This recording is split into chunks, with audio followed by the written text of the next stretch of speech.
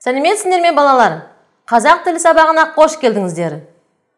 Бүгінгі біздің сабағымыз ерекше өтпек. Бүгінгі сабақта біз мазмұндама жазамыз балалар. Оқу мақсаты өз бетінше мәтіннің тақырыбын және мұғалімнің қолдауымен негізгі ойды анықтау. Өз бетінше оқыған, тыңдаған және аудиовизуалды материалдар бойынша жоспар құрып мазмұндама жазу.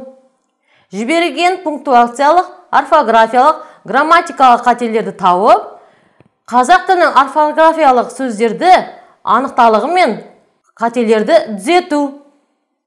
Бағалау критерийлері. Мұғалімнің қолдауымен мәтіннің тақырыбын, ондағы негізгі ойды анықтайды.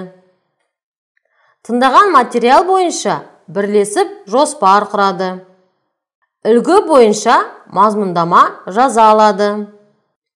Мұғалімнің қолдауымен жіберілген пунктуациялық, грамматикалық қателерді тауып, түзете алады. Қара жәшік ойыны, балалар. Мына жәшікте бізге мынандай сұрақ беріліп тұр. Мазмұндама дегеніміз не? Қалай ойлайсыңдар? Дұрыс балалар, мазмұндама дегеніміз белгілі бір шығарманың, мәтіннің, мазмұнын ауызша немесе жазбаша түрде баяндап беру. Балалар, мазмұндамаға қойылатын талаптар мынандай. Мәтін мазмұнының бұрмаланбай, рет-ретімен баяндалуы. Жоспардың әр тармағы өз дәрежесінде толық баяндалуы. Емле, тыныс белгісі ережелерінің дұрыс қолданылуы мен жазу каллиграфиясының сақталуы. Сөздердің дұрыс қолданылуы мен сөйлемдердің үйлесімді болуы. Балалар, бүгінгі бізде мазмұндаманың тақырыбы қажымұқан. Қажымұқанды балалар бәріміз де білеміз. Мен оқимын, тыңдаймыз балалар. Қажымұқан жас кезден күшті болған. Бала кезінде жалшылықта жүрген. Оның күшіне ел таңғалады екен. Қыстың қақыған шағында бала жігіт отынға барыпты. Шанаға жеккен аты қарға омбылап, мұзға тайғанақтап, мертігіп қалыпты. Мертіккен атты шанаға көтеріп салып, аттың қамытын мойнына іліп, шананы өзі сүйреп келіпті. Содан бастап оны атағы елге жайылыпты. Атақты палуан Франция, Германия, Түркия, Қытай елдеріне барып, өнер көрсетіп, жеңімпаз атанған. Ал балалар, осы мәтін бойынша мынандай талқылау сұрақтарын жауап берейік. Мұқан жас кезінде қандай болған?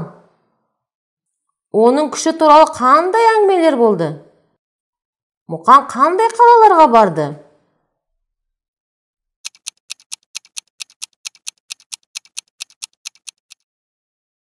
Жарайсыңдар балалар. Сұраққа нақты жауап бердіңдер деп ойлаймын. Ал балалар, бізде осы сұрақтар арқылы жоспар шықты. Осы жоспар бойынша біз мазмұндамамызды жазамыз. Қажымұқанның жас кезі. Оның күштілігін ел қалай білді? Атақты палуан қай елдерде жеңімпаз болды?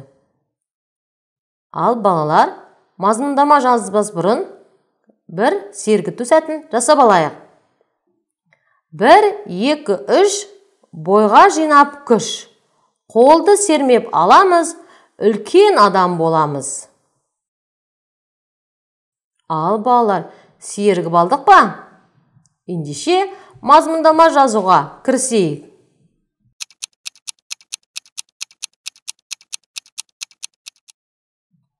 Балалар, мазмұндаманы бағалау кестесі. Мазмұндаманы жазып болғаннан кейін, осы кесте бойынша өздеріңді бағалай қойыңдар. Кім қандай бал алды екен? Қандай жетістікке жеттіңдер? Осымен сабағымыз аяқталды. Балалар, кері байланыс беруді ұмытпайық. Бас бармақ тәсілі арқылы кері байланыс беріңіздер. Сабақ аяқталды. Сау болыңыздар балалар.